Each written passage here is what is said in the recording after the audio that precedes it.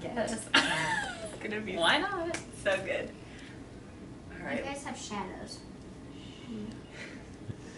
Okay, you're good. All right, ready? 3, 2, 1.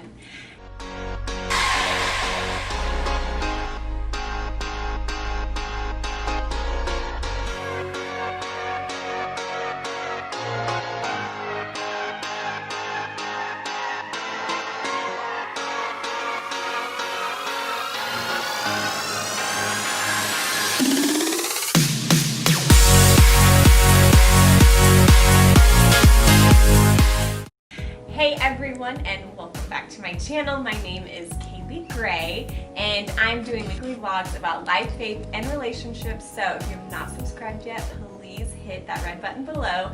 And I have somebody very special with me today. I have Stephanie Letney, but it's actually Dr. Stephanie Letney and Coach Stephanie Letney. Today we have Coach Stephanie Letney.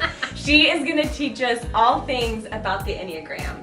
And I'm super excited because I love personality tests and I just find them fascinating, and just knowing why the way I think and do the things that I do, and just conversations with you, and you say things and I'm just like, what? So I am excited for you guys to just like gain some of her knowledge that she has. So, but one thing that you did tell me was it's not a test. Right. So the Enneagram is not actually designed to be a test. There are tests out there that can be helpful to guide you in the direction that you should go as far as what your core motivations are and those sorts of things. But it's actually designed to be more of like a self-discovery process where you actually learn all the Enneagram types and then kind of decide what really are your core motivations. So it is a lot about getting to know yourself and why you do what you do, which is kind of what sets it apart from some of the other like personality tests that we're all very familiar with. Yeah. That can be very good and helpful. But this one definitely goes into why you do what you do, and then it also allows you to have a clear understanding of some specific things that you can do to grow and change, and what are some red flags for maybe if you're not doing so good. So there's a lot to it. That's so good. So what made you get into it? Actually, someone posted a podcast about it, and I had been seeing a bunch about the Enneagram, and I was extremely skeptical and went out to prove it wrong. And that was kind of how I got into it. And then I kind of binged this podcast and was still skeptical, but took a test, which is what you're not supposed to do, but that's what I did.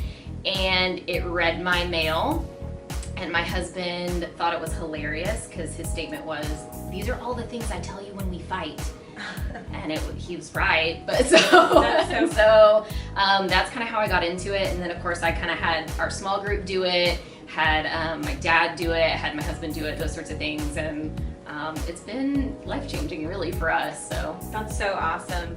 And so is there 9 different types? Because I'm familiar with like mine. Like not that I don't care about the other ones, but I'm like, I don't really need to study up on much of it. But what you're making it say is I feel like I should know more about the other ones. So ideally, the ideal picture is that you can pull from any of the numbers in that Enneagram circle. Okay. So you have the capability to learn from the other types and say, I'm not really good at that. Maybe I should try to integrate that into the way that I process and the way that I view things. Because it's all about perspective, right? If we all have our own perspectives around this circle, then we're not really communicating. But if we can all kind of come to the middle and look around the circle and say, oh, this is how you think about this and how you think about this, then it does allow for more empathy and more understanding. And I think it can build relationships and teamwork. So it can be helpful in those settings as well. So you also are connected to a lot of them, right? So you have your core number, and then on each side you have your wings. So you should learn about your wings. Okay. But then you also have a stress path. So you should learn about your stress path and your growth path. So by the time you do that, you might as well just know all of work the circle. Wow. That's amazing. Can you give us like a short synopsis like of what each one is like? We can, yeah. Yeah, so I'm a 1, and that's the perfectionist. I mean, yes. Okay. Or the idealist. Idealist, okay. Yeah. A lot of them don't like to be called perfectionists. I don't like to be called the perfectionist, so sometimes I'm like, ooh. Yeah. So the one is, I mean, it's those people that are, their main focus is goodness, right? To be appropriate, to be good, and that's kind of what they see. And so, right, and so these are all good things. Yeah. The thing is we can also see that they also always want to be improving upon things, which can sometimes be difficult when we also need to learn how to just be satisfied and content, right? Yeah. But definitely bring good things to the table, because some of us need to get our lives together, and they can definitely help with that. Yeah. So, Awesome. and then our 2s are the helpers. So they are kind of the people that you would consider to be the servants. They kind of have this like spidey sense to know what other people need, sometimes even before they know what they need. So, you know, a good example is just someone's coughing from across the room, and the next thing you know, a 2's already brought you a glass of water, and you didn't even ask for it. Wow. So they're very helpful, and they will insert themselves to help sometimes, whether it's asked for or not. But that's a whole different thing. Yeah. So, and then you have your 3s. I rag on 3s a lot because my husband's a 3.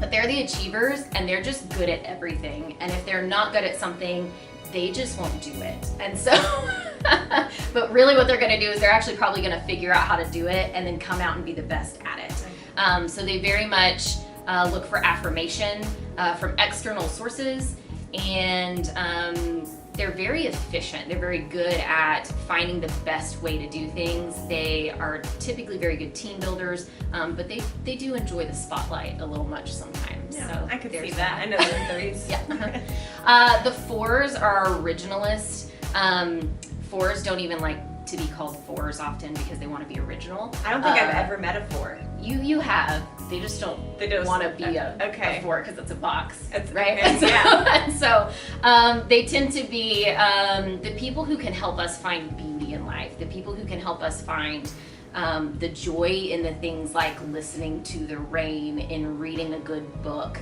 in finding new hole-in-the-wall restaurants, things like that. They want to find those unique things, and they're very tapped with emotions, and not necessarily always the good emotions. So sometimes they can be very nostalgic or melancholy, and sometimes they can go a little too far on that train and enjoy it a little too much, but they can also help us to tap into those things that a lot of us tend to avoid.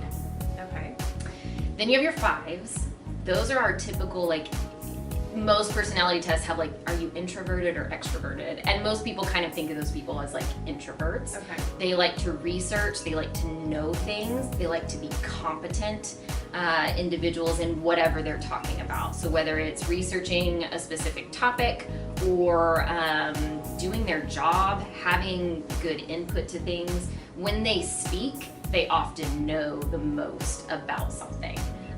Even if they don't speak about things often. Okay. But when they do, they usually have a reason because they know. They know. They know. But they do have to make sure that they make time to charge their batteries, because if they're just out doing stuff all the time, it doesn't go well for them. Because they get tired of people. And then you have your 6s. 6s get ragged a lot, I feel like, in the stereotype circle for being just these anxious people. But they're actually, the label that they are often given is the loyalist. They are the gems of the world, is kind of the way that I see them. They're very good people that are very loyal to their people. They're very loyal to their community. They see problems before they arise and will often already have a plan to mitigate that, which is why they kind of get that kind of Debbie Downer label a little bit, just because they're like, yeah, but what about this? But what if this happens? And those sorts of things. So they can be very helpful in a team setting, but if they let that go too far, then they can become that kind of anxious personality. So they aren't all that way, but there is that definite spiral that you can go down if you're not healthy in the moment. Okay. 7s are our party people, so they're the real FOMOs of the world, as they say. Okay. The entertaining optimist, they always see the silver lining of something.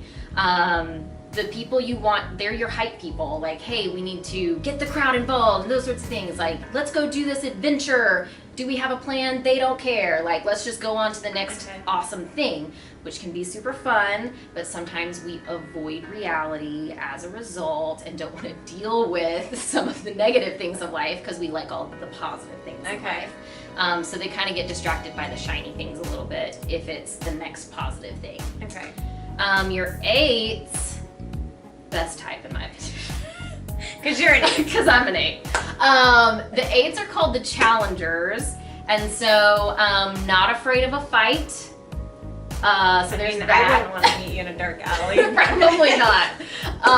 And so the 8's are kind of your powerful people. Often when they walk into the room, they are felt before they even say anything, just because of the presence that they carry. Apparently, I don't know. They're like more Apparently, confident. intimidating a Okay. bit because there's, we our thing is we don't like to be seen as weak, and so we're going to project that strength even if we don't necessarily feel it or see it. We're going to project it. Okay. So definitely they get a kind of a bad rap for being mean people, which I guess we can be in the wrong setting and when we're not very healthy. But we also very much are all about the underdog.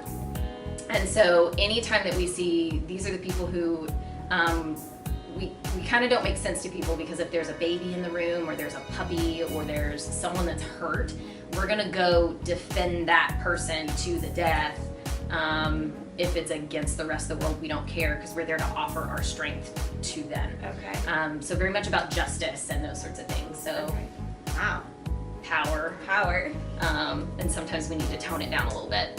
And then you have the 9's, which is our peacemakers and our peace lovers. So they're the people who, in a group of people, hey, let's go to dinner, let's go to this place, and they're just gonna say whatever you guys want to do, whether they actually feel that way or not, which can sometimes bite them in the rear end. Because eventually that can build up over time, that frustration, right? Yeah. But they're very good at seeing multiple sides of things, and when they're healthy, they can bring that together to help people to truly be at peace with one another, if they choose to take that step. They're very good at resting, and can help teach those of us who are bad at it how to do it well. The joke, of course, is that they would rather just take a nap. But a lot of them would, and that's fine, because I should probably learn how to do that a little more often. So Is one, so I'm a wing 2, but is the 9, is that kind of a wing 2? yeah, so your 1, so here's the thing with wings. Let's just chat about the wings. Okay. First of all, your wing is always the number next to your number. You cannot be a 1 wing 7. Okay. Because that's not Okay. a thing. So when you say a wing, it has to be one of the numbers right next to your number. Okay. So I'm an 8 wing 7. Because when you explained 9s, I was like, I love naps. Like, And that may be where you go into that 9 space. And so Yeah. here's the thing is, like, you have access to both of those wings. For a lot of people, there's one that we're more comfortable in, and that if it was just me in a white room, that's who I am, that's Yeah. what I do. Yeah. For me, contextually, I'm an 8 wing 7, but I find that at work, I swing to that 8 wing 9, especially if I'm not quite sure where I fit yet. Okay. Or if I know that I need to tone it down, I can kind of lean into that 9 space. And so for you, yeah, you might be a 1 wing 2 typically, but you may see that, like, on your days off, you may really lean into that 9 pretty good. So Yeah. just depending on what you want to do. Yeah, I guess I've never had the 9 fully explained to me. And so when you were like talking, I was like, I do find myself, like, because that's something I've had to learn to do, because I wasn't very good at resting and like doing things. But I do feel like I can be a peacemaker too. Right. So, wow. This is so fascinating. I love this. And so, I hope you guys love this and have learned as much as I have. And if you didn't, then rewatch it again, because you're gonna learn something. But below, I'm gonna post all of your information, because Okay. you do coaching. Mhm. Do you do it for people that aren't even here? Can you do it online? Yes. Like everything? Yep, I So- do most of it online now, especially with COVID. We just kind of switched everything to online. So Yeah, that's great. So I'm gonna put all of Stephanie's information below, her social media, everything, so that you guys can connect with her and she can just help make your life better. So anyways, thank you guys so much for tuning in, and we will see you next week.